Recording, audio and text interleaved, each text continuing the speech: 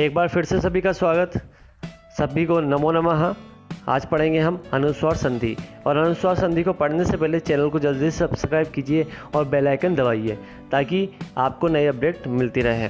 तो देखिए, अनुस्वार संधि हम पढ़ेंगे और अनुस्वार संधि में सबसे पहला जो सूत्र है वो है कि मौनुस्वारः। मौनुस्वारः सूत्र की वृत्ति क्या है? तो देखिए, मान्तस्य पदस्यानुस्वारो हलि। और यह वृत्ति कहती है कि पदांत म के पश्चात व्यंजन वर्ण हो तो मकार को अनुस्वार आदेश हो जाता है। मतलब कोई भी शब्द है, जैसे हरिम शब्द है और हरिम शब्द में जो म है, इस म को अनुस्वार हो जाएगा। लेकिन कब हो जाएगा? जब हरिम के बाद, मतलब म के बाद व्यंजन हो। तो आप देख सकते हैं जो व वंदे है, और वंदे में क्या है? वंदे में व व्यंजन ही है, इसलिए हरिम में जो म है इसको क्या हो जाएगा? अनुस्वार हो जाएगा, वो हरिम वंदे बन जाएगा।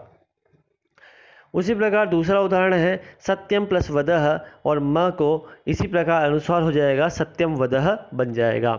पुस्तकम पठति, पुस्तकम पठति में म को अनुस्वार होने से पुस्तकम पठति ऐसा रूप बन जाता है। और फलम खादति में भी अनुस्वार लगने से फलम खादति बन जाता है। कार्यम कुरुहु, कार्यम कुरुहु में भी म को अनुस्वार हो जाता है और कार्यम कुरुहु बन जाता है। और धर्मम चरः, और जो म है अनुस्वार होने से धर्मम चरः इस प्रकार से बन जाता है। तो आशा है आपको मौनुस्वारः सूत्र समझ में आ गया होगा।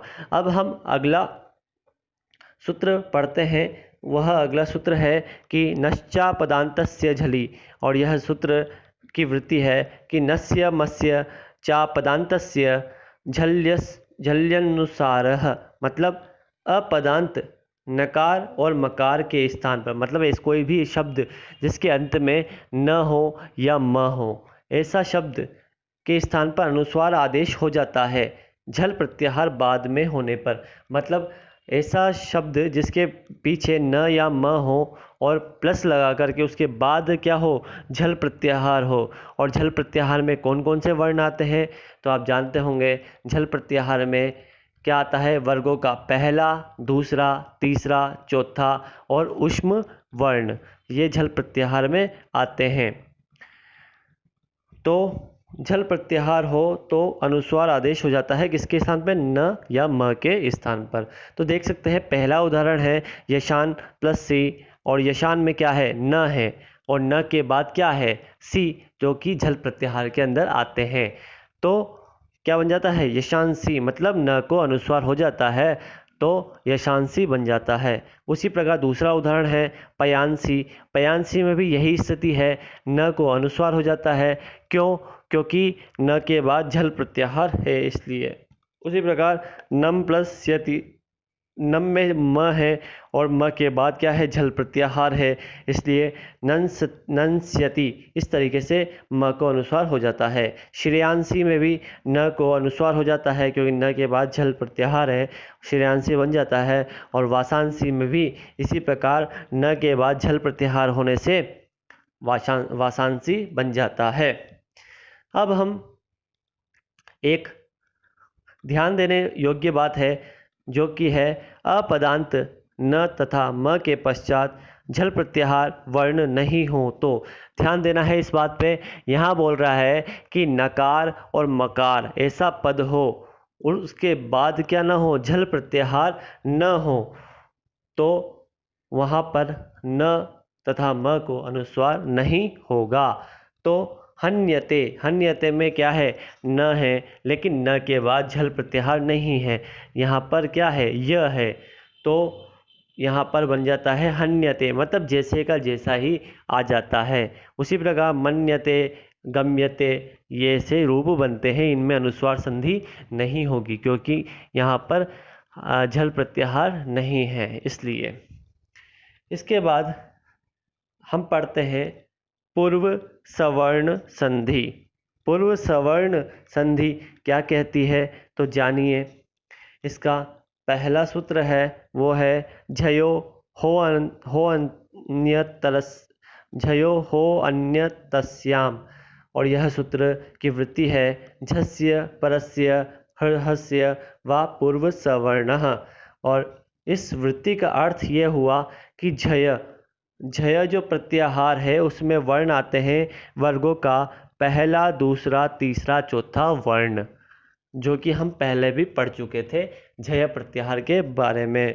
तो झय प्रत्याहार में वर्गों का पहला, दूसरा, तीसरा, चौथा वर्ण के बाद हकार हो तो मतलब ह हो तो हकार के स्थान पर क्या हो जाता है, विकल्प से पूर्व सवर्ण आदेश हो जाता है।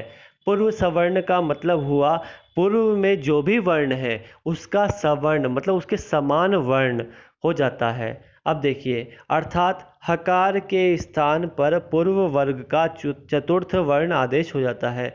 मतलब जो ह है उस ह को जो पूर्व वर्ण है, ह के पहले जो वर्ण है उस वर्ण का चौथा वर्ण यहाँ पर आदेश हो जाएगा। ध्यान देने योग्य वाली बात क्या है कि हकार के यत्न 4 हैं। संज्ञा प्रकरण में हमने यत्न पढ़े थे और यत्न 4 हैं, जो है संवार, नाद, घोष, महाप्राण, तथा वर्गों के चतुर्थ वर्णों के भी संवार, नाद, घोष, महाप्राण यत्न हैं, जो हम पहले पढ़ चुके हैं। अतः ह के स्थान पर वर्गों का चतुर्थ वर्ण ही आदेश होता है। तो ह के स्थान पे कौन सा वर्ण आदेश होगा, चौथा वर्ण आदेश होगा। इसको स्पष्ट तरीके से समझते हैं उदाहरण के माध्यम से। तो पहला उदाहरण देखिए आप। पहला उदाहरण है वाक धन हरि ही। तो वाक धन हरि ही में सबसे पहले हम क को जशत्व आदेश करते हैं और जशत्व आदेश करने से वाघ हरि ऐसा बन जाता है। तो क को ग हो जाता है, जो हमने जशत्व संधि में पढ़ा था। उसके बाद इस जो ह है, इस ह को हम क्या करते हैं, इस ह को जो पूर्व वर्ण है, पूर्व वर्ण क्या है, ह के पूर्व वर्ण है क। अब क वर्ग का चौथा वर्ण क्या आता है, तो क वर्ग का चौथा वर्ण आता है क, ख, ग, घ। तो इस प्रकार से ह को घ पूर्व सवर्ण कार्य हो जाता है, मतलब पूर्व सवर्ण आदेश हो जाता है। उसी प्रकार दूसरा उदाहरण भी हम देखते हैं, तद प्लस हितः। तो यहाँ पर देखिए, यहाँ पर भी हितः मतलब हकार के पहले जो वर्ण है वो है द, और द त वर्ग का है, और त वर्ग का जो चौथा वर्ण होता है वो होता है त, थ, द, ध। इसलिए ह के स्थान पे ध हो जाएगा और बन जाएगा तद्धितः। उसी प्रकार उद्धार में भी जो द के बाद हा है इसको धा हो जाएगा, तो बन जाएगा क्या, उद्धार। और जो तद प्लस हानि, इसमें भी जो ह है इस ह को ध हो जाएगा और तद्हानि बन जाएगा। दुराद प्लस हुते, इसमें भी द के बाद जो ह है इस ह को द के समानांतर जो वर्ग है, द में कौन सा वर्ग आता है, द में त वर्ग आता है, और त वर्ग का चौथा वर्ण होता है त, थ, द, ध। तो बन जाता है दुराधुते। और अंत में दिग प्लस हस्ती। दिग प्लस हस्ती में जो ग है वो क वर्ग का है, और क वर्ग का चौथा वर्ण होता है क, ख, ग, घ। तो ह के स्थान पे घ हो जाएगा और बन जाता है दिग्घस्ती। तो आशा है आपको यह समझ में आ गया होगा। पूर्व सवर्ण संधि के बाद हम पढ़ेंगे परसवर्ण, अनुस्वार परसवर्ण संधि। परसवर्ण संधि का जो पहला सूत्र है वो है अनुस्वारस्य ययि परसवर्णः। और यह सूत्र की वृत्ति क्या है, तो देखिए, अनुस्वारस्य ययि परे परसवर्णः स्यात्। और इस वृत्ति का अर्थ ये है कि अपदांत अनुस्वार के पश्चात यदि यय प्रत्याहार। अब यय प्रत्याहार में कौन कौन से वर्ण आते हैं, तो क्रमशः वर्गों के पहले, दूसरे, तीसरे, चौथे, पांचवा वर्ण और अंतस्थ वर्ण मतलब य, व, र, ल, ये वर्ण यदि हो तो अनुस्वार के स्थान पर, किसके स्थान पर, अनुस्वार के स्थान पर परसवर्ण आदेश हो जाता है। जैसे पूर्व सवर्ण था उसी प्रकार परसवर्ण है। परसवर्ण का अर्थ हुआ बाद वाला वर्ण के समान और पूर्व सवर्ण का अर्थ था पहले वाले वर्ण के समान। तो परसवर्ण आदेश हो जाता है, इसका अर्थ ये हुआ कि बाद वाला वर्ण वर्ग का पांचवा वर्ण आदेश हो जाता है।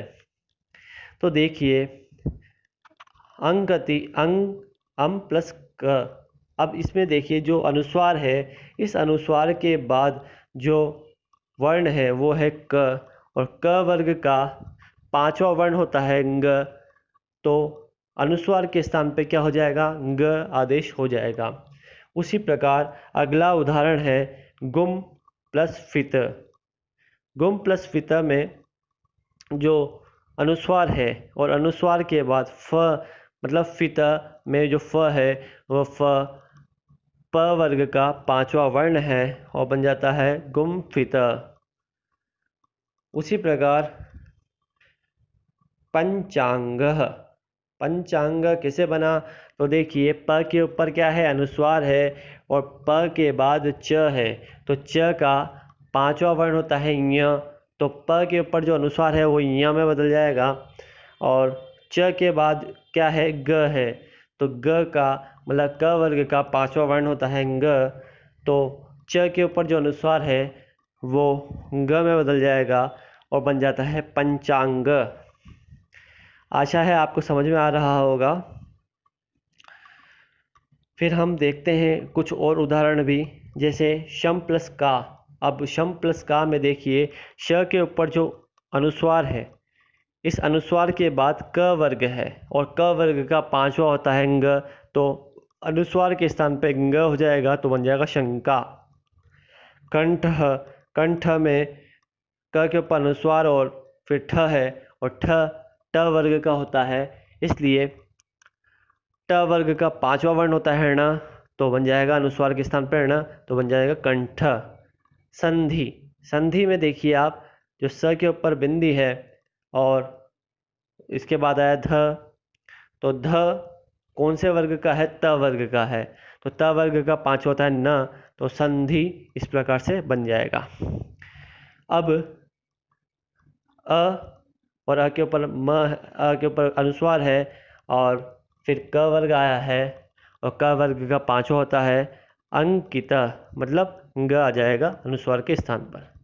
और गंगा। गंगा भी इस तरीके से बनेगा, ग के बाद क्या है, अनुस्वार है, मतलब ग के ऊपर अनुस्वार है और ग के बाद क्या है, ग है, मतलब क वर्ग का है, तो क वर्ग का पांचवा क्या हो जाएगा, ग, और अनुस्वार के स्थान पर ग आ जाएगा, तो गंगा बन जाएगा। और सम प्लस वत्सरः। सम प्लस वत्सरः में भी म के बाद व है, क्या है, व है, तो आप देख सकते हैं व क्या है, तो व को हमें करना है प फ ब भ म, तो जो ये म है तो ये संवत्सरः बन जाएगा, मतलब वैसा का वैसा ही हो जाएगा। ठीक है, आशा है आपको समझ में आ रहा होगा।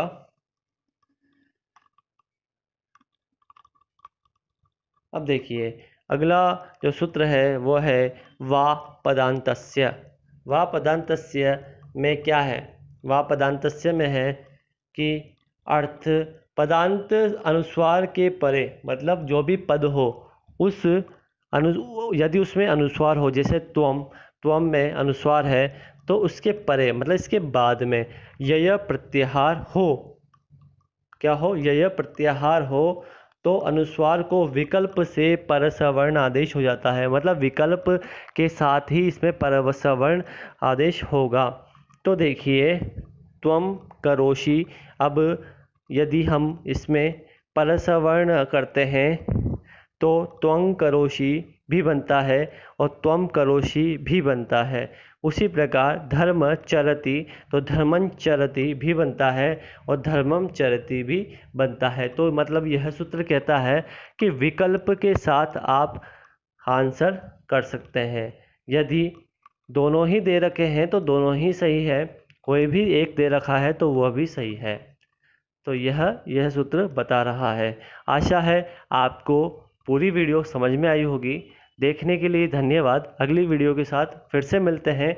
जयतु संस्कृतम जयतु भारतम।